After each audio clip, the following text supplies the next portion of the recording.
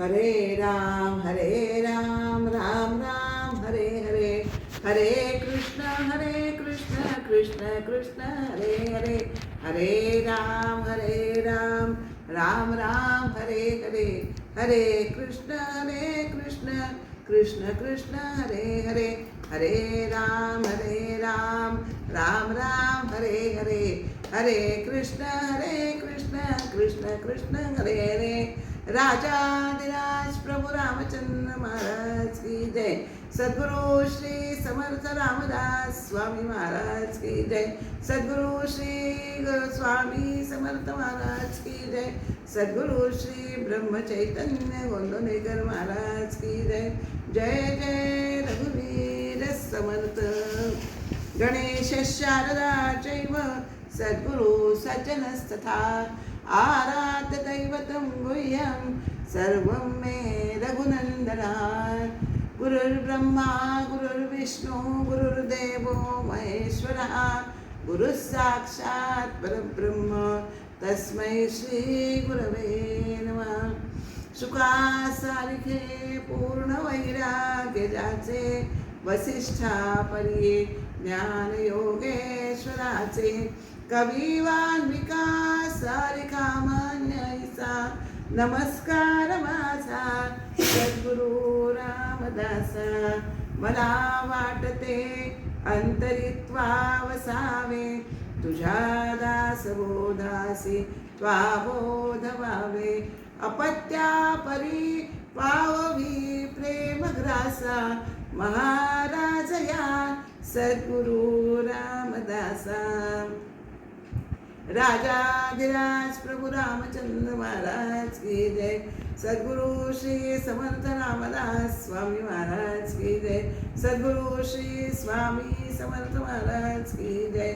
सद्गुरु श्री ब्रह्म चैतन्य स्वामी महाराज की जय। जय जय रघुवीर समर्थ। श्री रामरायांच्या चरणी, श्री समर्थांच्या चरणी, स्वामींच्या चरणी, महाराजांना आणि आपणास सर्व श्रोत्यास वंदन करून आज आपण दशक 7वा समास 10वा याचं विवरण करणार आहोत। त्याचं नाव आहे देहांत निरूपण। तत्पूर्वी आपण सद्गुरु स्तवनाच्या क्रमशः ज्या ओव्या वाचतोय त्या माझ्याकडून रचल्या गेलेल्या आहेत, त्या आपण पठण करू थोड्या आणि मग ह्या विवरणाकडे वळू। सद्गुरूंजवळी राहून देखावे तयांचे पूजा विधान, पाणावती लोचन आपोआपचे, पाहुनी त्यांची तदाकारता, नमस्कार केला जोडली आता, पदकमली ठेविला माता अनन्य भावे। सद्गुरु अनन्य होता चरणासी, सद्गुरु धरती हृदयासी, बोधविले देऊनी मंत्रासी, मस्तकी हस्त ठेवून या, स्पर्श होता श्री गुरूंचा, अभिमान गळाला देहाचा, ठेवा गवसळात्म सुखाचा, तयांच्याच कृपेने, स्वस्वरूपाची ओळखण केवळ गुरुकृपेनेच होते जाण, या लागी न लगे अन्य प्रमाण, सत्य सत्य त्रिवाचा, सद्गुरूंची मानता, वाचेने वदली न जाय सर्वता, माझ्या मुखे वदवुनी घेई दीनानाथा, प्रार्थते तुझ लागी, जैसे लेकरू धरे मातेचा पदर, तैसा धरिला मी तुझा कर, महिमालिय बोल घेई जरजर मम हस्ताने, सद्गुरु महिमा अपरंपार, गाण्या होई वाचा दिल, सद्गुरूंना करुणी नमस्कार, वर्णिते महिमा लुपमती, दीनानाथा सद्गुरुनाथा, अवतार धरिला जगता करिता, अज्ञजनां प्रती कळवळा चित्ता, असे तुमच्या म्हणूया, सद्गुरु श्री गुरवे नमः। सद्गुरु चरणारविंदार्पणमस्तु।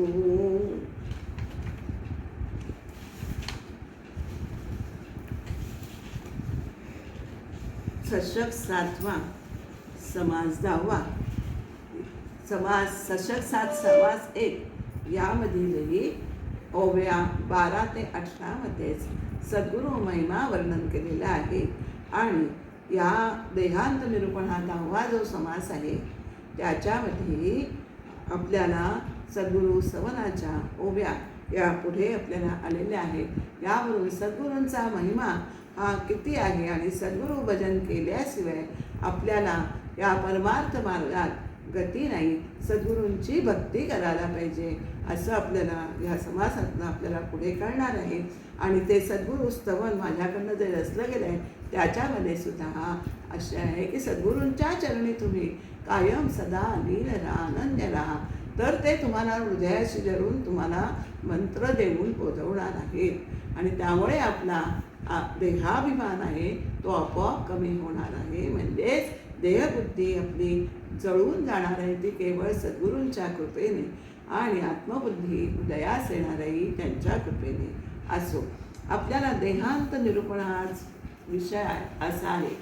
आपल्याला सगळ्यांनाच माहिती आहे देहांत आणि मृत्यू याचा दोन्हीचा अर्थ मरण असाच आहे. पण अज्ञानी लोकांचा जो मृत्यू म्हणजे अज्ञानी लोकांना जे मरण येतं ना त्याला काय म्हणतात, त्या अज्ञानी लोक म्हणजे कोण, ज्यांना आत्मस्वरूपाचं ज्ञान नाही ते अज्ञानी लोक. त्यांचा जो मृत्यू होतो त्याला त्याचा मृत्यू म्हणजे काय, तर त्यांचा मृत्यू म्हणजे देहाचा त्यांचा नाश. पण देहांत या शब्दात काय अर्थ अभिप्रेत आहे ते बघा बरं का. देहांत या शब्दात ज्याला आत्म्याबद्दलचे पद हे समजलंय, आत्मा हे पद ज्याला समजलं आहे त्याच्या देहाचं म्हणजे आता तो म्हणजे कोणता, अर्थात साधू, सद्गुरू, सज्जन. तर आत्मा हे पद ज्याला समजलं आहे असा अर्थात साधूच्या शरीराचे पतन त्याला म्हणजे होणे म्हणजेच देहांत होणे. पुन्हा एकदा सांगते, ज्याला आत्मा हे पद समजलेलं आहे त्याच्या म्हणजे सद्गुरूंच्या देहाचं पतन आहे त्यालाच आपण देहांत हा शब्द योजलेला आहे. मागे म्हटल्याप्रमाणे 200 समासी दासबोध हा लिहिण्यापूर्वी 6 दशकी दासबोध होता आणि त्याच्याही आधी हा जो 7वा दशक आपल्याला या समासात जोडले, दशक 200 समासी दासबोधात जोडला आहे तो एक स्वतंत्र दासबोध या नावाने ग्रंथ हा प्रचलित होता. त्यामुळे तो जसाच्या तसा आपल्याला या 200 समासी दासबोधात घेतलेला गेलेला आहे. या स्वतंत्र ग्रंथातून काय करतायत समर्थ आपल्याला असं सांगतायत की गुरु हे शिष्याला परमार्थाची शिकवण देत आहेत. आणि सामान्य माणूस काय होतं की सामान्य माणूस जन्म दोघांनाही आहे, पण सामान्य माणसाचा जन्म हा फक्त वासनापूर्ती करण्यासाठीच आहे. तो वासनेतूनच जन्माला येतो आणि वासनेतच मरतो. परमार्थामध्ये साधू, संत, सज्जन किंवा सद्गुरू यांचं काय आहे, यांचं जन्म हा वासनापूर्ती होत नाही. कारण त्या आलेल्या आहे ते असांचा अवतार भक्ती धर्मस्थापनेसाठी झालेला आहे, जगदोद्धार करण्यासाठी झालेला आहे. म्हणूनच त्यांना धर्मस्थापनेचे नर असे आपल्याला म्हणताना समर्थाने म्हटलेलं आहे. तसा सामान्य माणसांचा जन्म हा आपल्याला वासनापूर्तीसाठीच त्याला जन्म घ्यावा लागतो, नव्हे त्याला जन्माला यावंच लागतं. जन्म घेणे लागे वासनेच्या संगे असं तुकाराम महाराजांनी पण म्हटलं आहे. माणसाच्या जीवनात वासना या अनंत आहेत. त्या ह्या एका जन्मात एक संपली की दुसरी वासना आहेच. त्या सगळ्या वासना काही एका जन्मात संपत नाही. त्यामुळे त्या उरलेल्या वासना मृत्यूनंतर त्या जीवाला पुन्हा जन्म घ्यायला लागतो तो भोगण्यासाठी. असं वासनांवर वासना वाढत जातात आणि त्याला जन्म आणि जन्म आहे म्हणून मृत्यू असं ते जन्ममरणाचं चक्र हे सामान्य माणसाच्या अज्ञानी जनांच्या मागे लागलेलं असतं. तर आता आपल्याला देहांत निरूपण या समासाकडे आपल्याला वळायचं आहे. हे विश्व कसं झालंय, समर्थ म्हणतात तसं आतापर्यंत इतके 6 दशक त्यातले झाले. हा 7वा दशक हा वेगळा दासबोध ग्रंथ होता. त्याच्यामध्ये समर्थ जे म्हणतात तसं इतर सगळे विषय सांगून झालेले आहेत. आता 2 मुद्दे जेवढे आहेत ते महत्त्वाचे, ते कोणते आहेत ते इथे आपल्याला या दशकात दशक 7 समास 10 मध्ये मांडलेले आहेत. आपल्या मनामध्ये दृश्याचं प्रेम हे अतोनात असतं, ते अत्यंत खोलवर गेलेलं असतं बरं का. आणि त्यामुळे आणि आपण खोलवर गेलं आहे आणि आपण जर संतांची संगत केली तर आपण त्या दृश्याच्या प्रेमातून बाहेर येऊ शकतो. आपण पुष्कळ संतांचे मुखाने श्रवण केलं, ऐकलं, त्याचं मनन केलं, नंतर वाचन करतो, तरी साधनासुद्धा करतो. पण सामान्य माणसांच्या जीवनात असं त्याच्या मनात दृश्य हे काही केल्या दृश्य हे दृश्य वस्तूंच्या छायेतून त्याचं मन हे बाहेर पडत नाही. म्हणजेच त्याचं मन हे दृश्यामध्येच गुंतून पडलेलं असतं. दृश्य नाही खरं नाही आहे हे जरी अगदी किती सांगितलं तरी मनाला त्याची आपल्याला प्रचिती येत नाही. कारण अंतर्यामी जर तुम्हाला कुठली प्रचिती आली तर ती खरी वाटते. दृश्याची खरं नाही असं म्हटलं तरी दृश्य खरं नाही आहे, दृश्य खोटं आहे असं मनाला आपल्याला पटत नाही, येत नाही, प्रचिती येत नाही.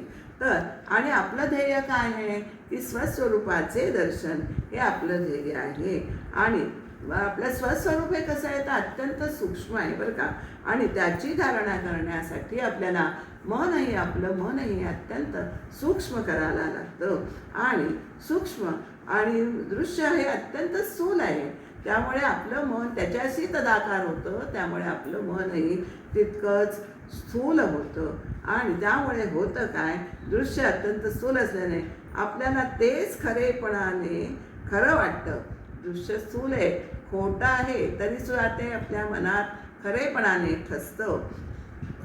त्यामुळे ते खरेपणाने चिकटलेले मन आपलं जे आहे ते तसं स्थूल बनतं. पण संतांच्या संगतीत राहून सातत्याने त्याची साधना केली तरच हे मन सूक्ष्म होतं. आणि हा अभ्यास आहे, हा साधना अभ्यास आहे, तो आपल्याला या जन्मात आल्यापासूनच करायचा आहे. आपण असं म्हणतो परमार्थ मार्गात अंतकाळ साधकाचा अंतकाळ माणसाचा अंतकाळ हा अत्यंत महत्त्वाचा आहे. अंतकाली स्थिती कशी असते आपल्याला असं आपण म्हणतो की अंतकाले अंतेमती सागती असं म्हटलेलं आहे. अंतकाली जर आपल्या मनामध्ये देवाचे विचार आले तर आपण चांगल्या गतीला पोचू शकतो. पण देवाचे हे विचार येण्यासाठी आपल्याला त्या वेळेस हे देवाचे विचार मनात येत नाहीत बरं का. त्याचा अभ्यास आपल्याला अगदी सुरुवातीपासूनच केला तर आपल्याला देवाचे विचार मनामध्ये येऊ शकतात, तर आपल्याला अंतकाळ हा साधता येतो. आणि जीवाचा हा मृत्यू आल्यावर जीवाचा भविष्यकाळ पुन्हा सुरू होतो की नाही, तर जीवाचा भविष्यकाळ हा त्याच्या अंतस्थितीच्या अंतकाळच्या मनस्थितीवर अवलंबून असतो इथे आपल्याला सांगतात. म्हणून साधकाच्या अंतकाळास म्हणूनच विशेषतः महत्त्व दिलेले आहे. पण सामान्य माणूस काय करतो की देहाच्या अवस्थेवरूनच केवळ अंतकाळचे चांगले वाईट पण बरे वाईट पण असं ठरवत असतो. पण ते काही बरोबर नाही आहे. देहाला विशेष सामान्य माणसाची समजूत अशी असते की देहाला विशेष कष्ट न होता ज्याला मृत्यू येतो त्याचा अंतकाळ चांगला असं लोक म्हणतात. पण वस्तुतः हे खरे नाही आहे. तर देहाला कष्ट झाले तरी चालतील, पण मृत्यूसमयी ज्याचं मन भगवंताच्या स्मरणात स्थिर असतं ना त्याचा अंतकाल हा उत्तम झाला असं संत म्हणतात. आणि हा संतांचा दृष्टिकोन आहे, तोच खरा आहे. वास्तविक पाहता आत्मज्ञानाचा आणि मृत्यूचा काहीही संबंध नाही आहे. अज्ञान नाहीसे झाले, वासना क्षय झाली की स्वरूप साक्षात्कार होतो. आपल्याला सगळ्यांना माहिती आहे की आता म्हणूनच समर्थ सांगतात हे आता आपल्याला सगळं आतापर्यंत सगळं सांगून झालेलं आहे, तुम्हाला पटलेलं आहे आणि तुम्हाला ते मनामध्ये ठसलेलं आहे. तर त्याच्यापुढे आता आपल्याला आपली क्रिया करायची आहे. तर अज्ञान नाहीस झालं, वासनाक्षय होतो आणि मग स्वरूप साक्षात्कार येतो. असं स्वरूप साक्षात्कार कोणाला झालाय? सद्गुरूंना झालाय, संतांना झालाय. म्हणजेच ज्ञानीपुरुष हा एक प्रकारे त्याच्या मरणाच्या आधीच मेलेला असतो. म्हणजेच आपुले मरण पाहिले म्या डोळा. देहाचे मरण आहे, मरण हे देहाला आहे, अज्ञाना नाही आहे. तर मरण हे आपलं मरण, तो ज्ञानीपुरुष सगळ्या देहांचं निरसन केल्यामुळे आधीच तो देहाने देहबुद्धी क्षीण झाली, त्याची मरून गेलेली आहे. आत्मबुद्धी उदय येऊन त्याला स्वरूप साक्षात्कार झाला आहे.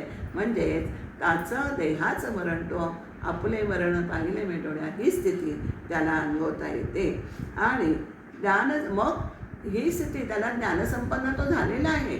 पण देह प्रारब्धावर सोडतो तो, आणि देह कसा प्रारब्ध असेल त्याप्रमाणे त्याला तो वर्तत असतो. आपल्याला बाह्यातकारी सामान्य माणूस आणि संत यातला फरक बाह्यातकारी मुळीच कळत नाही. लक्षणं तशी सद्गुरूंची आपल्याला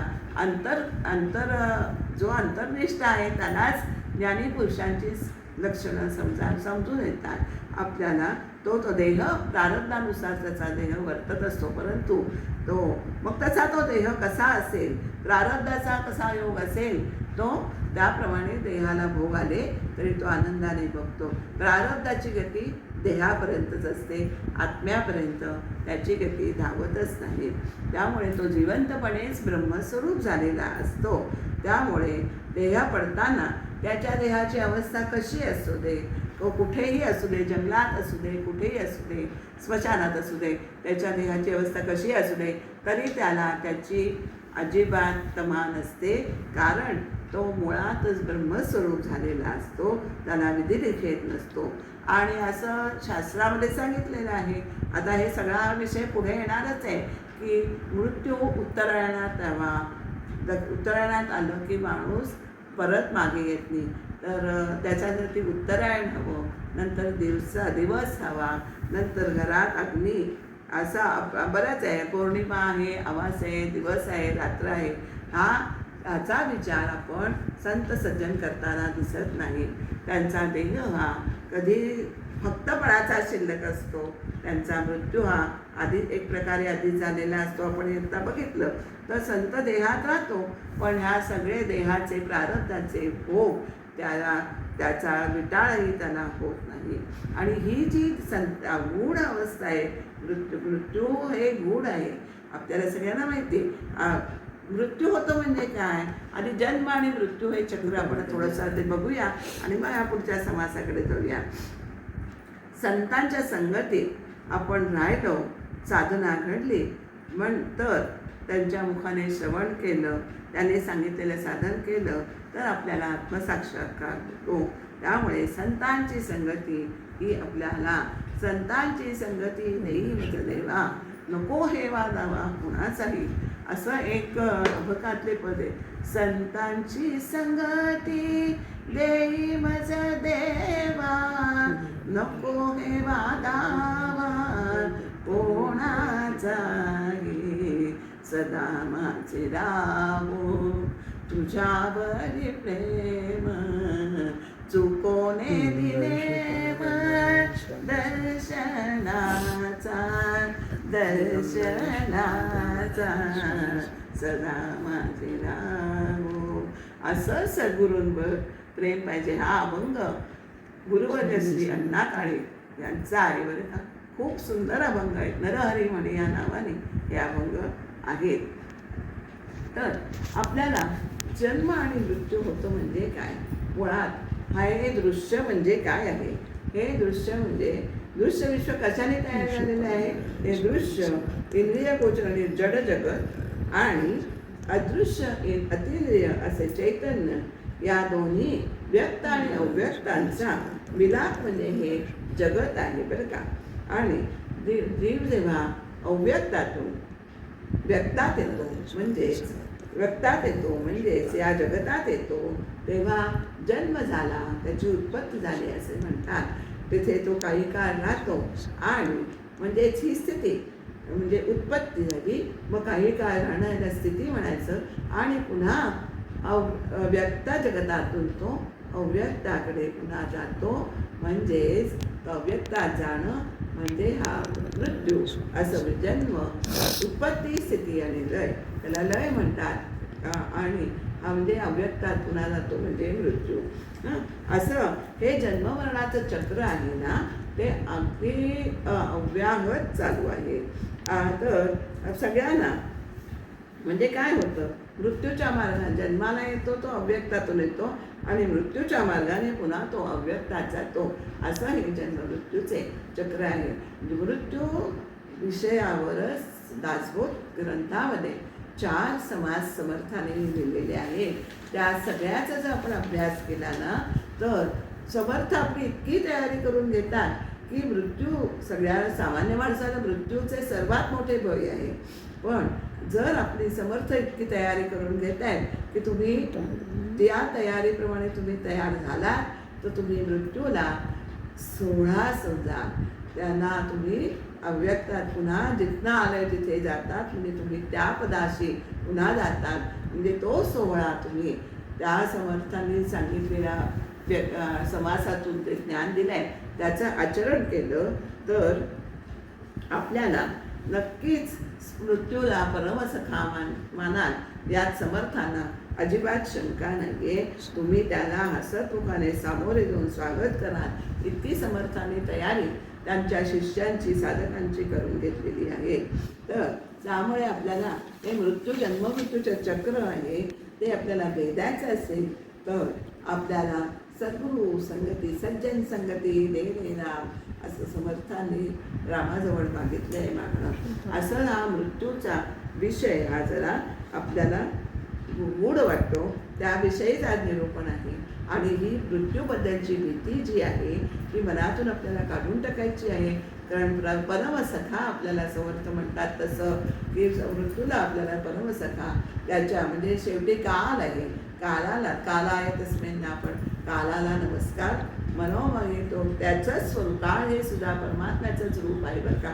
तर त्यामुळे आपल्याला काळामध्ये विलीन व्हायचं असेल, त्याचं हसतमुखाने स्वागत करायचं असेल तर त्यासाठी काय करायचं तर आपल्याला पहिलं दृश्यातलं प्रेम जे आहे ते आपल्या दृश्य मनातनं काढून टाकायचं आहे. मनाच्या श्लोकात सुद्धा आपल्याला श्लोक आहे, परी सेवटी काळमुखी निवाला, किती एकते या मृत्यूपंथेच गेले. असं आपल्याला मनाच्या श्लोकात जीवा कर्मयोगे जनी जन्म जाना, परी सेवटी काळमुखी निवाला, महाथोरते मृत्यूपंथेच गेले, किती एकते जन्मले आणि मेले. या जगतात किती जण जन्माला येतात, किती जण मृत्यूमुखी पडतात याची मोजदादच नाही आहे. असं आपल्याला आणि जेव्हा आपल्याला मृत्यूचं स्वरूप माहिती आहे तर आपल्याला जर भगवत प्राप्तीच्या मार्गाला जायचं असेल तर आपल्याला नक्कीच आपल्याला मृत्यूला सामोरा जाण्याची तयारी करायची आहे. म्हणजेच मृत्यूला आपण सामोरे हसतमुखाने जायचं आहे. त्यासाठी काय करायचं आहे तर आपल्याला संचनांच्या संगतीने देह निरसन करायचं आहे. हे सगळं ज्ञान त्यांना प्राप्त झालं आहे कारण त्यांनी 4ही देहाचे चार प्रकारचे देह आहेत, स्थूल, सूक्ष्म, कारण आणि महाकारण. या 4ही देहांचं त्यांनी तत्वनिरास केलेलं आहे. म्हणजे तत्वनिरास आपला हा विषय झालेला आहे. म्हणजे हे तत्व म्हणजे मी नाही, मी या तत्वात बसत नाही असं स्थूल देहाचं, मग सूक्ष्म देहाचं, कारण देहाचं पहिले 3 देह हे अज्ञानाचे आहेत आणि 4था देह ज्ञानाचा देह आहे. त्यामुळे ह्या 4ही देहांचा म्हणजे ज्ञानाचा आहे म्हणजे मला ज्ञान झालं आहे हे सुद्धा ती वृत्ती तिथे राहता कामा नये. म्हणजे त्याचंही निरसन करायचं आहे आणि ते निरसन साधून केलेलं असल्यामुळे आपल्याला ते सहजच त्यांचं निरसन झाल्यामुळे ते आनंदात सुखामध्ये असतात. त्यांना ते स्वरूपाचं ज्ञान झालेलं असतं त्यामुळे ते सुखात असतात. मागे आपण दशक 3 समास 9 मध्ये मृत्यूबद्दल हा समास आहे. मृत्यू निरूपणच नाव आहे त्याचं. तर मृत्यू हा कोणालाही सोडत नाही. श्रीमंत असो, गरीब असो, राजा असो, रंक असो, नंतर विद्वान असो, अडाणी असो, सगळ्यांना तो आपल्या मुखात घेत असतो. परी शेवटी काळमुखी निघाला असं आपण म्हणतो ना. परंतु हे आपल्याला सामान्य माणूस आपल्याला अंतिम प्रवासाची तयारी करायची असते हे सोयीस्कर विसरतो बरं का. साधं आपण प्रवासाला जायचं असं 1-4 दिवस तरी किती तयारी करतो. मग आपल्याला महाप्रवासाला जायचं आहे तर आपल्याला किती तयारी करायला हवी. आपल्याला मनाची तयारी करायची, मन आपलं सूक्ष्म करायचं आहे. ते साधू संतांच्या संगतीतच होणार आहे. आणि पण हे सगळं तो विसरून अगदी खुशाल चेंडूप्रमाणे आलेल्या जीवनाचा सामान्य माणूस हा उपभोग घेत असतो. जन्माला आलो आहे ते देवदेव करण्यासाठी नाही, ही त्याची धारणा आहे. ती अत्यंत चुकीची आहे. आपल्याला हे असं सांगता येईल. त्यामुळे पारमार्थिक क्षेत्रातील आपल्याला सामान्य माणसाचा आपण म्हणतो की दृश्यात तो इतका अडकलेला असतो की तो बाहेरच त्यातनं पडत नाही. त्यामुळे जगता दुष्ट स्थूल जगात बाहेरच पडत नाही. आणि तर साधू या जगात रमतच नाही. चारी देहांचं निरसन केलेलं असतं. अज्ञानी माणसाच्या मरणाला आपण मगाशी म्हणतात तसं मृत्यू म्हणतात. तर जे ज्ञानी पुरुष आहेत त्यांच्या देहपतनाला देहांत असं म्हणतात. हा छोटा फरक असला तरी त्यातला शब्द, हे सगळे शब्द गुढार्थ आहेत. ते आपल्याला सद्गुरू मुखानेच आपल्याला हे समजून येतात बरं का. मरण काय हे देहाला असतं आणि ते आपल्या स्थूल देहाचा आणि सामान्य देहाला त्याचा ते विचारच करत नाहीत. हीच आपल्याला म्हटलं मगाशी तसं आपुले मरण पाहिले म्या डोळ्या. साधूंचा अवतार समाप्तीला जेव्हा साधूच्या देहाचं पतन होतं तेव्हा साधूंच्या अवतार समाप्तीला पुण्यतिथी म्हणतात. तो भक्त त्यांचे भक्त तो दिवस सोहळा म्हणून सादर करतात. का तर त्यांना त्या दिवशी त्यांना जी अनुभूती आत्मानंद आलेला असतो, मिळालेला प्राप्त झालेला असतो, त्याची लयडोळ ते त्या दिवशी करीत असतात. त्यामुळे त्यांच्या पुण्यतिथीला जे अत्यंत महत्त्व आहे. पवित्र असं ते त्यांचं स्थान जिथे ते देह पतन होतं ते स्थानसुद्धा त्यांचं अत्यंत महत्त्वपूर्ण आहे. आता हा सगळा सारांश मी याच्या सांगितलं आहे तर ओव्यांप्रमाणे आपण थोडं बघूया. कारण हा मृत्यू निरूपण हा समाज अत्यंत महत्त्वाचा आहे की तो प्रत्येक जन्माला आलेल्या जीवाला त्यांनी तो जाणून घेतला पाहिजे. आता आपल्याला पहिल्यांदा काय समर्थ सांगताय, आपल्या मनावर हा दृश्याचा पगडा हा इतका बसलेला आहे. त्यामुळे खरं नसलेलं दृश्य हे खरं वाटतं आणि खरं असलेलं जे सूक्ष्म असे स्वस्वरूप आहे ते खोटं वाटतं आणि जे खोटं आहे तेच खरं मानून तो चालतो. हेच अज्ञान आहे. आणि हा सगळा कशाचा परिणाम आहे तर मायेचा परिणाम आहे. मायादेवीची ही सगळी करामत आहे. हे आपल्याला या सांगायचं राहिलं माझं. आपल्याला ह्याचा आराखडा असा सांगता येईल की ओबी 1 ते 6 मध्ये ही मायेची करामत आपल्याला सांगितली, विपरीत करते अशी सांगितलेली आहे. मायेमुळे आपल्याला स्वस्वरूपाची प्रचिती येत नाही. दृश्य विश्वच सत्य वाटतं. हे सगळं आपल्याला 6 ओव्यातनं पहिल्या सांगितलं आहे. त्यानंतर आणि हे सगळं दृश्य विश्व सत्य वाटतं हे कसं चूक आहे तर हे आपल्याला म्हणजे सारासार विचार हा संत संगतीतच आपल्याला कळून येणार आहे. हे स्पष्ट इथे केलेले आहे. तर त्याप्रमाणे त्या 1 ते 6 ओव्या आपण आधी पहिले बघूया. दृश्य मिथ्या तेची सत्य आले सत्य, सत्य तेची झाले असत्य, माया विभ्रमाचे कृत्य असे पाहता आपल्याला जे दृश्य खरे नाही ते आपल्याला खरं वाटतं आणि जे अदृश्य आत्मस्वरूप आहे ते खरं आहे ते आपल्याला खरे वाटत नाही. विचार केला तर हा सगळा मायेच्या मुळे निर्माण होणारा भ्रमाचा परिणाम आहे. आणि सत्य कळाया कारणे बोलिली नाना निरूपणे, खरी उठे ना धरणे सत्याचे. आपण मगाशी बघितलं की आपण खूप ऐकतो, पोथ्या ऐकतो, पुराण ऐकतो, पुष्कळ श्रवण करतो, परंतु सत्य कळण्यासाठी हे सगळं करतो. पण ती नाना निरूपण ऐकतो, परंतु हे असत्याचं ते ठाण आतमध्ये आहे ना, तरी असत्याची पकड आहे ती आपल्या मनातनं सैल पडत नाहीये. असत्यपरी अंतरी बिंबले न सांगता तुझे दृढ झाले, सत्य असणार पडे हे तेथील तेथे. म्हणजे असत्य जे अंतरात बिंबले आणि आपल्याला ते कळत नकळत ते इतकं दृढ झालं आहे अंतःकरणात की सत्य जे आहे स्वस्वरूप ते मात्र हरपून गेले आहे, दिसत नाही झालं आहे, झाकोळलं गेलं आहे. कशामुळे? तिथे आत असून सुद्धा ते दिसत नाही, ते मायेच्यामुळे. वेदशास्त्रे पुराणे सांगती सत्याचा निश्चय करती तरी नये प्रचिती सत्यस्वरूप सत्स्वरूपाचं वेदशास्त्र पुराण सांगतात. सत्याचा निश्चय काय आहे आपल्याला ते कळतं.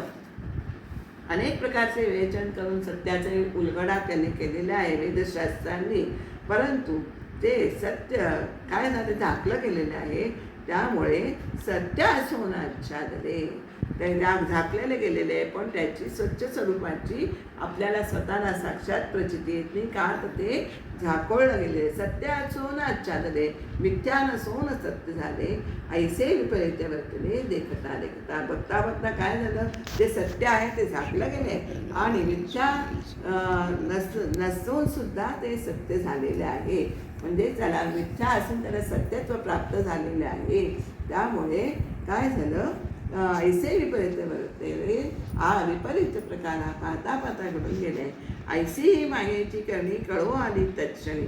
हे कधी कळतं आपल्याला मायेची करणी, हे आपण संतांच्या संगतीचं श्रवण केलं तर, हे मनन केलं त्याचं, तर ही मायेचा परिणाम हा आहे सगळा, हे आपल्याला लगेच कळून येतो.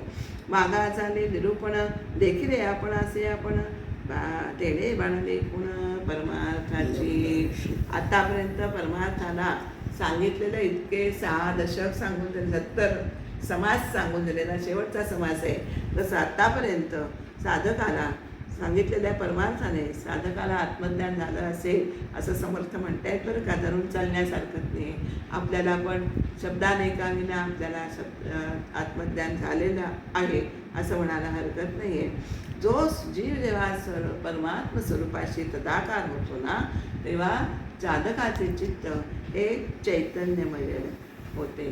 चित्त चैतन्यमय होते असं परमार्थ मार्गात सत्स्वरूपाशी आपलं साधकाचे चित्त परमात्म स्वरूपाशी एकरूप होते.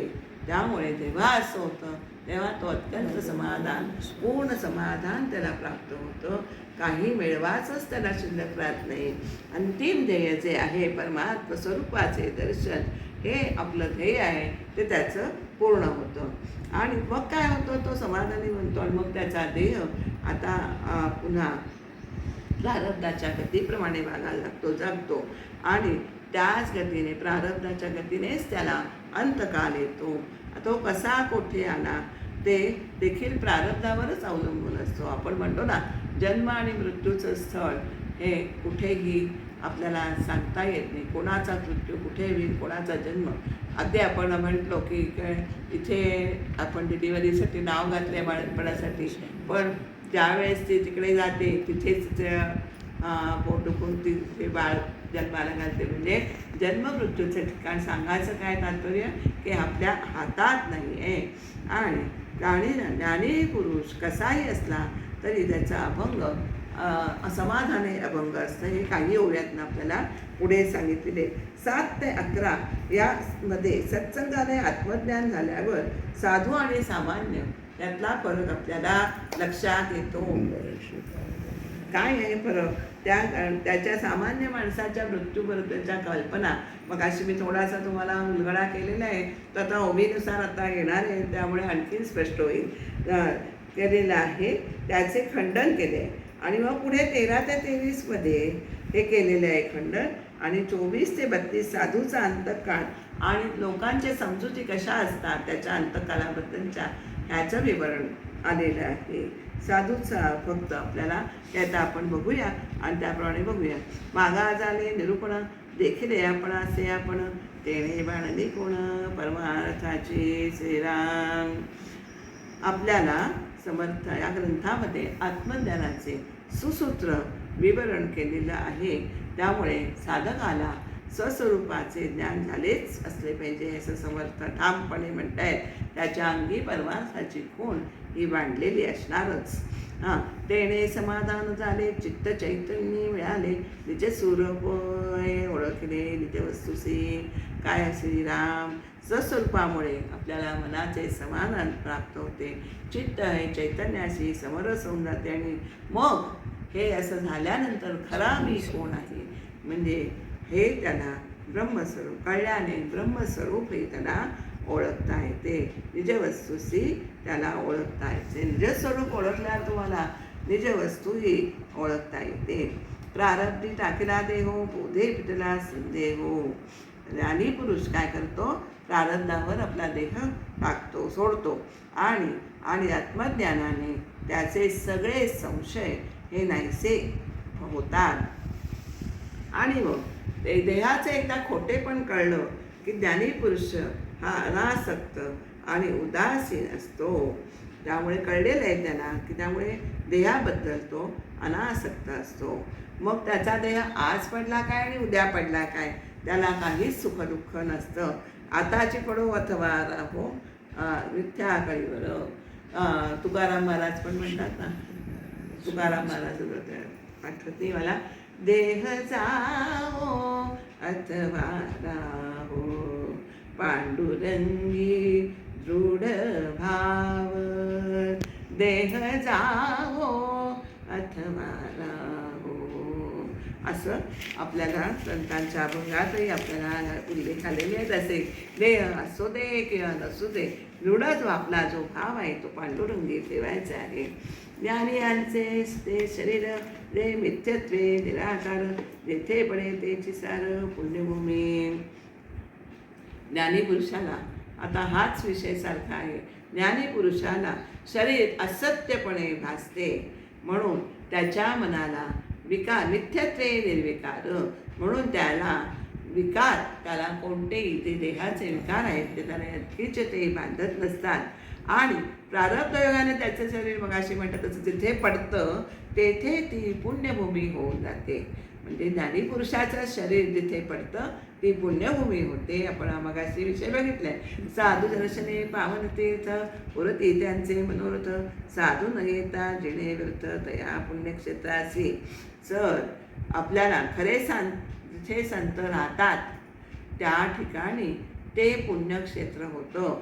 तर आणि पवित्रपणा त्याला त्या तीर्थाला येतो. संतांच्या वस्तीमुळे हा पवित्रपणा, तीर्थाचे महत्त्व वाढते असं आपल्याला या ओवीबद्दल सांगितले.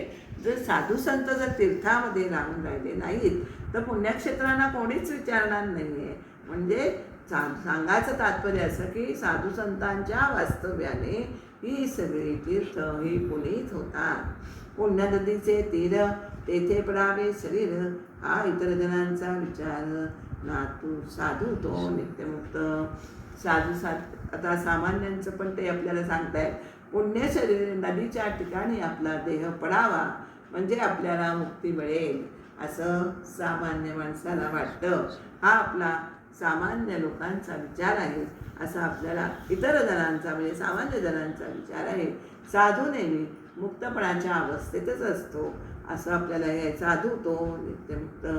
आता मगाशी जो म्हटला तो गीतेमध्ये हा श्लोक आलेला आहे की उत्तरायण ते उत्तम, दक्षिणायण ते अधम, हा संदेही बसे भ्रम, साधू तो निस्संदेह. देहाला मृत्यू येण्यास उत्तरायण हा काळ उत्तम आहे तर दक्षिणायन हा काळ अधम आहे. हा आपल्या देहबुद्धीचा भ्रम आहे. हा संदेही बसे भ्रम, आपल्याला तो देहबुद्धीचा भ्रम आहे. पण अंतर्यामी साधू निस्संदेह असतो. अंतर्यामी आत्मबुद्धी स्थिर झालेल्या असल्याने साधू हा कालाच्या सत्तेच्या पलीकडे गेलेला असल्यामुळे निस्संदेह आहे. भगवद्गीतेच्या 8व्या अध्यायात हा श्लोक आलेला आहे. श्लोक असा आहे, अग्निज्योतिर्ह शुक्ल षण्मासा उत्तरायणम तत्र प्रयाता गच्छन्ति ब्रह्म ब्रह्मविदो जनाः. पुढचा श्लोकही लगेच वाचणारे. धूमो रात्री तथा कृष्ण षण्मासा दक्षिणायनम तत्र चांदमसं ज्योती योगी प्राप्य निवर्तते. अर्थ असा आहे की आत अग्नी, बाहेर ज्योतीचा प्रकाश, दिवस, शुक्ल पक्ष आणि उत्तरण्याचे 6 महिने अशा स्थितीत त्याचं देहावसान होतं. ते ब्रह्म जाणणारे ज्ञानी ब्रह्माप्रत जातात आणि त्याच्या उलट आत धूर धूमो रात्री, आत धूर असलेला अग्नी, बाहेर रात्र आणि अंधार. नंतर कृष्ण पक्ष आणि दक्षिणायनाचे 6 महिने अशा स्थितीत ज्याचं देहावसन होते ते योगी लोक चंद्रलोकापर्यंत जाऊन परत येतात. पण इथे समर्थांनी आपल्याला स्पष्ट सांगितलेलं आहे या श्लोकातनं, ओव्यातनं. काय सांगितलं आहे? समर्थ असं म्हणतात की स्पष्टपणे सुचवलंय, देहबुद्धी जळाल्यामुळे, मग अशी मी म्हटलं की तो जिवंतपणीच ब्रह्मस्वरूप झालेला असतो. त्याला अंतकाळाचं, साधूला हे भयच उरत नाही, त्याला कालाचं बंधन नाही. नंतर जो ज्या क्षणी ठेवतो देह तोच पुण्यकाल असतो, असं आपल्याला समर्थांनी स्पष्टपणे सुचवलेलं आहे. नंतर शास्त्र काय सांगते? शास्त्र आपल्याला असं सांगतं, इतुके नरगे योग्य न लगे योग्यासी, जो जितची मुक्त पुण्यासी, टिळांडुली पाप पुण्यासी तिथती. त्याने शास्त्र असे सांगते की आपल्याला उत्तरायणात शुक्ल पक्षात किंवा घरात घरामध्ये दिवा जळत असताना मरण यावे आणि आपल्याला त्या अंतकाळी भगवंताचे स्मरण लावले. हे मुख्य आपण लक्षात घेतले. अंतकाळी भगवंताचे स्मरण राहिलं तरच आपल्याला जीवाला उत्तम गती प्राप्त होते. अर्थातच योग्याच्या म्हणजे आज्ञाज्ञानी पुरुषाला यापैकी कशाचीही गरज नसते, आवश्यकता नसते, कारण जिवंतपणीच तो मुक्त असतो. महापुण्यवान पुरुष जिवंतपणीच मुक्त असतो. त्यामुळे कष्ट न होत आपल्याला त्याने पापपुण्यावर कधीच पाणी सोडलेलं असतं. त्यामुळे तो या दोन पाप आणि पुण्य दोन्हींच्या पलीकडे साधू सज्जन हे संत गेलेले असतात. आता आपल्याला काय करतो आपण? देहाचा शेवट चांगला झाला. अज्ञानी लोकांचं तर मृत्यूबद्दलचं म्हणणं सांगताय. देहाचा अंत बरा आला, देह सुखरूप गेला, त्यासी म्हणती धन्य झाला ज्ञानजन. अज्ञानी जन काय म्हणतात की देहाचा शेवट चांगला झाला, असं कष्ट न होता देह पडला तर मरणारा माणूस हा अत्यंत धन्य झाला, असं अज्ञानी लोक म्हणतात. पण आपण पण म्हणतो की आपण अज्ञानीच होत, म्हणजे की झोपेत मृत्यू आला तर लोकांना अगदी कोणालाही त्रास नाही झाला, झोपेत मृत्यू आला असं आपण म्हणतो की नाही. पण वास्तविक झोपेमध्ये माणसाला मृत्यू येणं हे बरोबर नाही आहे, कारण झोप निद्रा ही अज्ञानाचं लक्षण आहे. तर आपल्याला अज्ञानातनं बाहेर पडायचं आहे. शेवटी मृत्यू हा कोणाचा कसा येईल हे आपल्याला माहिती नाही, पण झोपेत मृत्यू आला तरी जे चांगलं म्हणतात ते खरं बरोबर नाही आहे, हे मला एवढं सांगायचं आहे. जनाचे विपरीत मत अंती भेटतो भगवंत, ऐसे कल्पनाघात करीते आपला स्वये. अंतकाळी देहाचा अंतकाळी भगवंताचे स्मरण होऊन शांतपणे मरण येण्यासाठी आपल्याला जन्मभर अभ्यास करायला लागतो. आपला मी मगाशी विषय झालाय तो ओबीच्या स्वरूपात आलाय, म्हणून मी पुन्हा आपल्याला सांगते. त्यासाठी अभ्यास करायचे आहे, श्रवण मनन करायचे, सत्कर्म करायचे आहेत. तर त्यामुळे पण ह्याची अडाणी जे लोक असतात, अज्ञानी लोक असतात, त्यांना कल्पना असते. ते काय म्हणतात? जनाचे विपरीत मत अंती भेटतो भगवंत.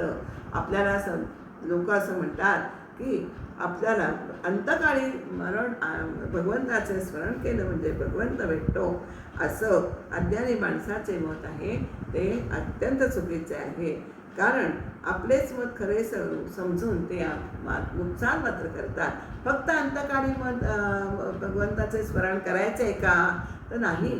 तुम्हाला जन्मभर आणि हा जन्मसुद्धा आपल्याला पूर्णांत आहे, त्याला कायम स्वरूपी आपल्याला अनुसंधान ठेवायचे आहे. आपल्याला ते दृश्य जगत हे आपल्याला देह दृश्य आहे. त्यामुळे देह मला माझ्याकडनंच उभी नसले गेले. देह हा दृश्य जाणार होतो कधीतरी, हे जाणून असावे नित्यंतरी. भगवंतासी विसरून एक क्षणभरी अनुसंधानी राहावे. हा दृश्य देह कधीतरी जाणार आहे, आपल्याला मनोमन जाणून राहायचे आणि भगवंताला वरील एक क्षणही विसरायचं नाही आहे, म्हणजेच त्याच्या अनुसंधानात राहायचं आहे. हे आपल्याला या ओवीतूनही सांगितलं गेलं आहे. माझ्याकडनं अर्थात ती बदली गेलेली आहे. तर त्यामुळे आपल्याला देह हा दृश्य आहे, हा जाणार आहे, आपल्याला जायचं. त्याप्रमाणे आपल्याला त्याची पूर्वतयारी, दृश्य तर जाणार आहे पण त्याची पूर्वतयारी म्हणजे अनुसंधानात कायम राहायचं आहे भगवंताच्या, त्याचं नामस्मरणात राहायचं आहे. तर आपल्याला अंतकाली परमेश्वर भगवंताचे नाम उठात येईल. जर तुम्हाला सवयच नसेल तर तुम्हाला अंतकाळी सुद्धा नाव येईल का तोंडात? नाही.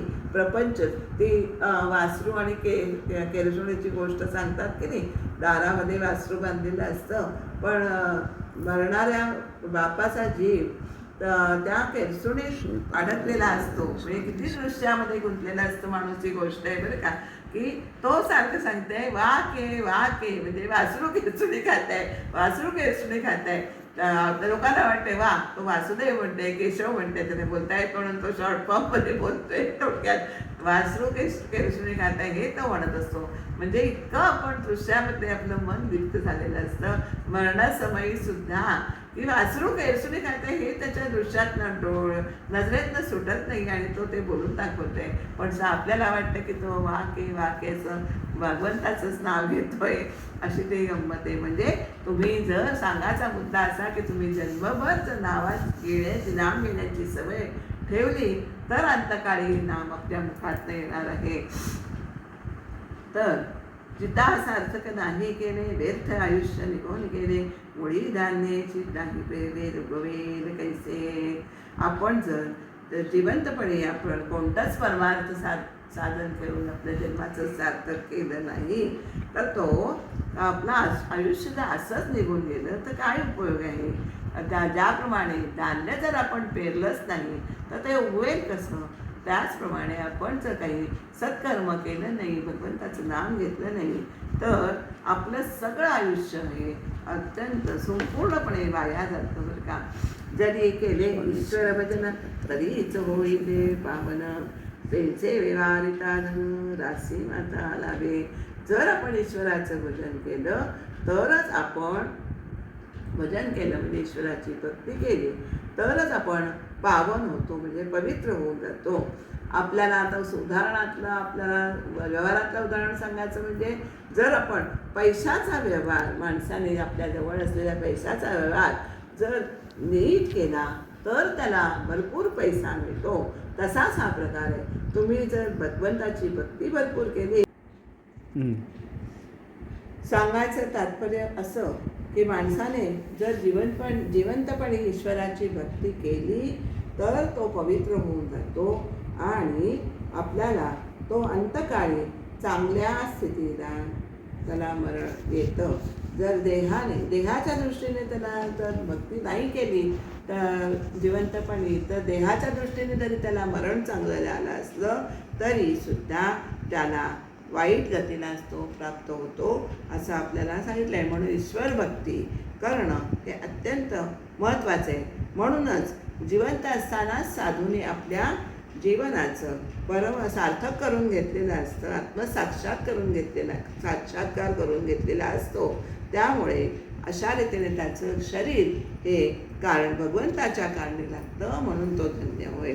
आणि मग असा जरी जीवनमुक्त ज्ञानी असल्यामुळे मग त्याचा अंतकाळ जरी मग अशी म्हणतात रानात येवो, वनात येवो, स्मशानात येवो तरीसुद्धा तो धन्य होऊन जातं असं आपलं या ओवीमध्ये सांगितलं आहे. जे का जीवनमुक्त ज्ञानी त्यांचे शरीर पडो राणी अथवा पडो स्मशानी तरी ते धन्य झाले, कारण त्यांनी जिवंतपणे आपले भगवंताची भक्ती करून जन्म सार्थकी लावलेला असतो. साधूचा देह खित्तपला अथवा श्वानादिकी बसला हे लोक प्रशस्त न वाटे जनाला मंद बुद्धी सव. लोक हे अज्ञानी असतात. त्यामुळे देहात साधूचा देह जो एखाद्या खितपत पडला किंवा कुत्र्या मांजरने खाल्ल्या तर अज्ञानी लोकांना त्याचे वाईट वाटते. अंतवरा नव्हेची म्हणून कष्टी होती तर जण परी बापुढे अज्ञान नेनते वर्म. त्याचा एवढं सगळं करून त्या माणसाचा जन्म काही शेवट काही चांगला झाला नाही, कष्टी असं म्हणून ते कष्टी होतात, लोक दुःखी होतात. पण हे सगळं अज्ञानामुळे होतं. त्यांना अज्ञानी असल्यामुळे साधूच्या अंतरंगातील अवस्थेचं वर्मच कळलेलं नसतं. तो जन्मलाच नाही ठाईचा त्यास मृत्यू येईल कैसा, विवेक बळे जन्ममृत्याचा घोट भरिला जणे. जो मुळात मी आत्मा आहे अशी ज्याची दृढ भावना आहे ना, अर्थातच त्यामुळे त्या दृष्टीने आत्म्याला जन्म नाही, त्यामुळे मृत्यू पण नाहीच. आत्मानात्म विवेकाच्या दृष्टीने सामर्थ्याने साधुपुरुषा जन्ममृत्यूचा घोट जणू पिऊन बसलेला असतो. स्वरूपानुसंधान बळे सगळी मायाच नाडळे, तयाचा पार न कळे ब्रह्मालिकासी. आत्मस्वरूपाशी तदाकार झाल्यामुळे जिकडे तिकडे साधूला संतांना परमात्म स्वरूपच भरलेलं दिसतं. आणि त्यामुळे सगळी माया त्याला, कुठे मायाचा त्याला एकही मायाच त्याला आढळत नाही. ब्रह्मादिकांना सुद्धा त्याच्या स्वरूपाचा हा अंदाज येत नसतो. जो जितची असता मेला मरणास मारून ज्याला, जन्म मृत्यू न स्मरे त्याला विवेक बळे. देहबुद्धी मेलेली असल्यामुळे तो जिवंत असून मेल्यासारखा असतो. वासना मेल्याने तो मृत्यूला मारून तो जिवंत राहतो. वासना मेले मरण हे किती गरजेचं आहे हे आपण आपल्या लक्षात येतं. आणि मी आत्माच आहे या स्वच्छ विवेकाच्या जोरावर जन्म आणि मृत्यूचं स्मरणच त्याला उरत नाही. जो जनी दिसतो परिवेगळा, वर्तता भासे निराळा, दृश्य पदार्थ त्या निर्मळा, स्पर्शलाच नाही. जो जरी जनात लोकांसारखा वाटत असला तरी तो अंतर्यामी वेगळा आहे. आणि त्यामुळे त्याच्यामध्ये आपल्याला त्या माणसाला दृश्य पदार्थ त्या निर्मळ असल्यामुळे त्याला दृश्य पदार्थ त्याला स्पर्शच करू शकत नाही. कारण दृश्य पदार्थ हे आपल्याला अशुद्ध आणि मलिन असतात. त्यामुळे ते त्याला निर्मळ अशा साधूला स्पर्शच करू शकत नाही. असो ऐसे साधूजन त्यांचे घडले या भजन, तेणे भजने पावन इतरजन होती.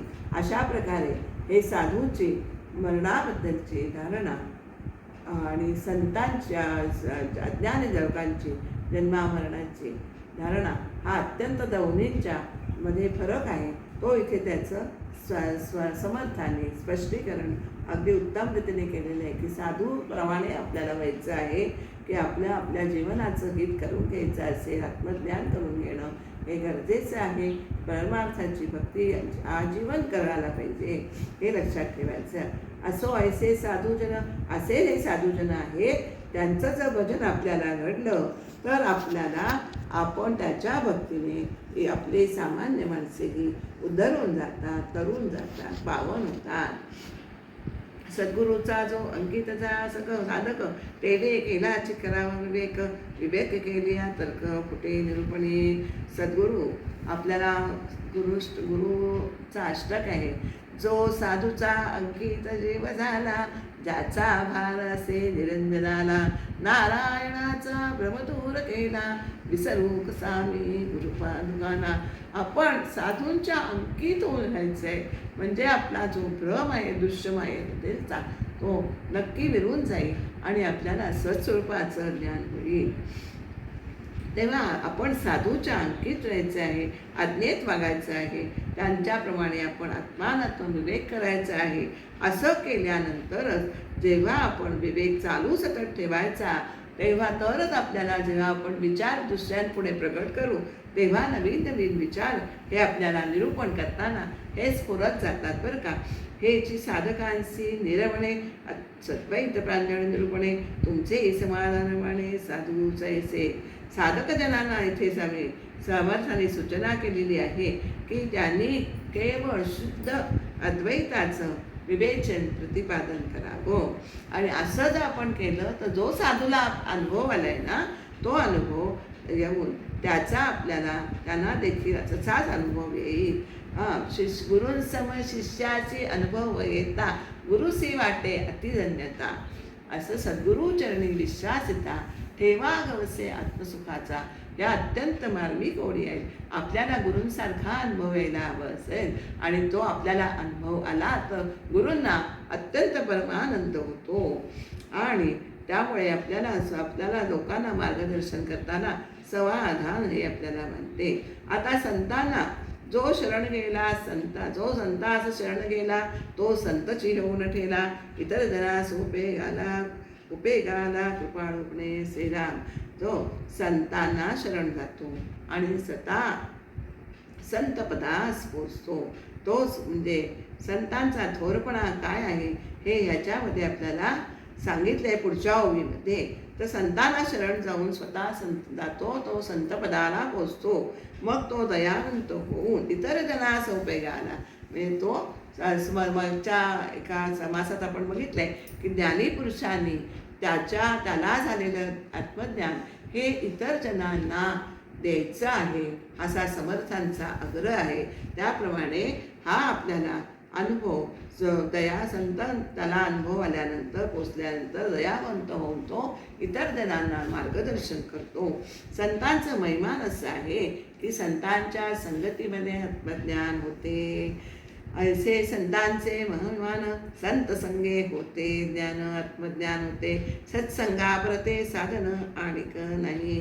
संत संगतीचा महिमा या 8 ओव्यातनं आपल्याला सांगितलेलं आहे. काय करायचे? आत्मज्ञान जीवाचं कल्याण होण्यास सत्संगतीशिवाय दुसरं साधन नाही. गुरुभजनाचे आधारे निरूपणाचे विचारे क्रिया शुद्ध निर्धारे पाविजे पद.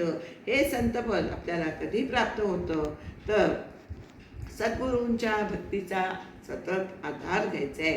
नंतर सदैव आत्मविचार करायचे आणि आचरण अगदी शुद्ध ठेवायचे आहे. या त्रयीमुळे माणसाला खात्रीनं ब्रह्मपद आपल्याला प्राप्त होतं. आता परमार्थाचे जन्मस्थान तेची सद्गुरूचे भजन. सद्गुरू भजने समाधान कस्मात बाणे. परमार्थामध्ये सद्गुरूच्या भक्तीमध्येच परमार्थ हा जन्म पावतो बरं का.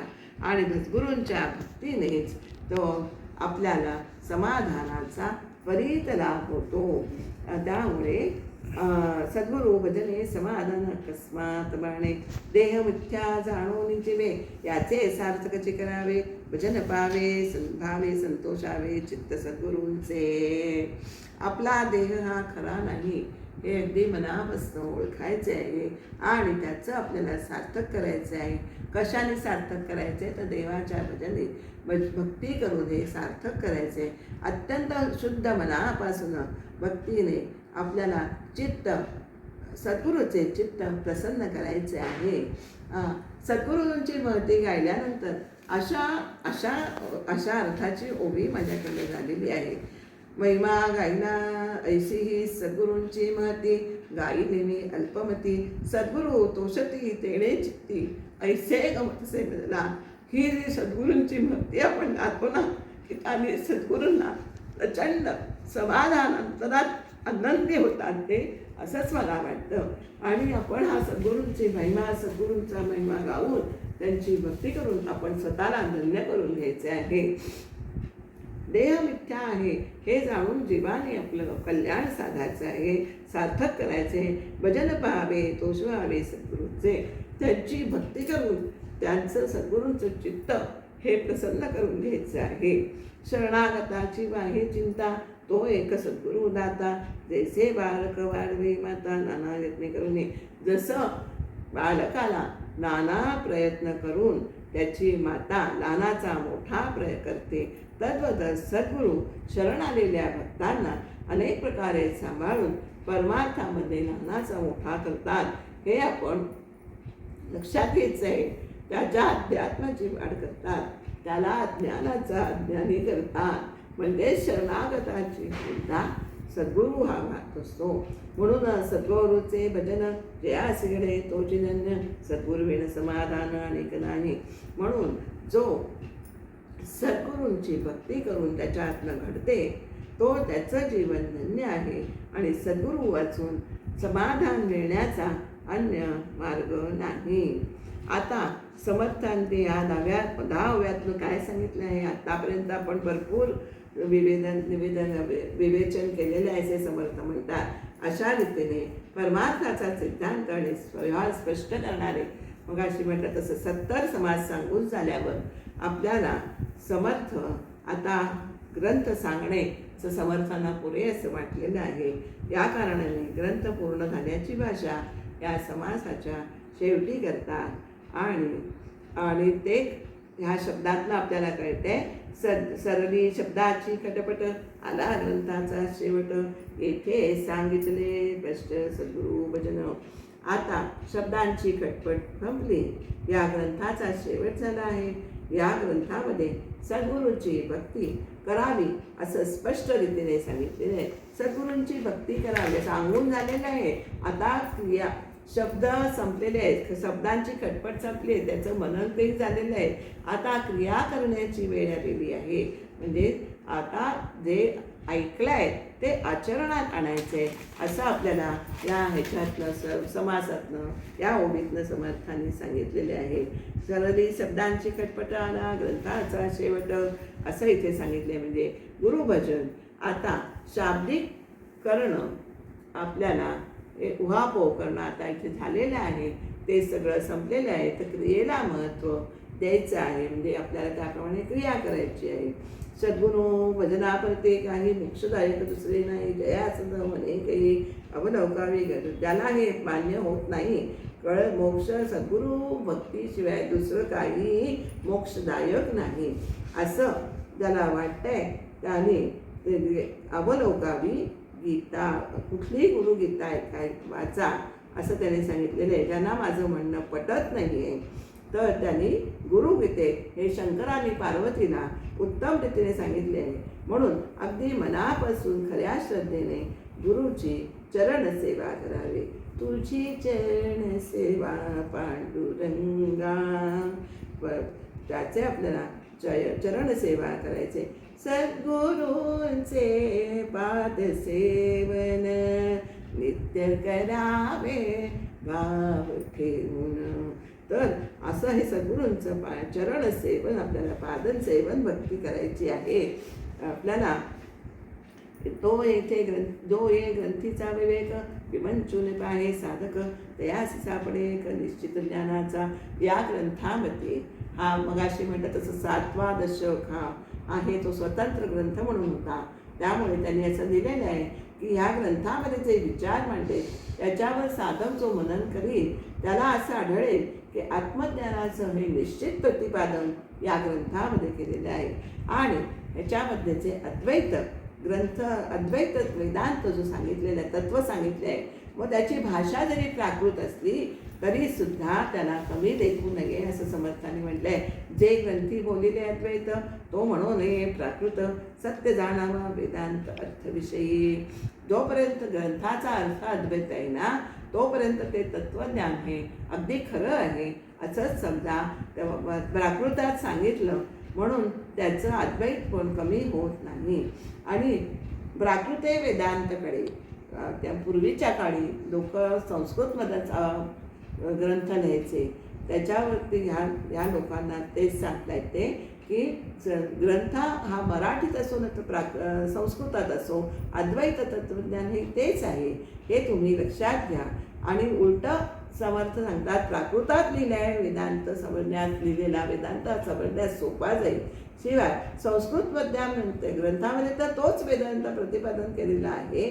तर आणि मग असा ज्ञान आपल्याला अंतर्ज्ञान अंतर्यामी समाधान माने, म्हणून त्याला प्राकृत म्हणू नये हे आपल्याला समर्थांनी सांगितलेलं आहे. आत्मज्ञानाचा उपाय सांगितला आहे, तो प्राकृतात असला तरी तो कमी लेखू नये.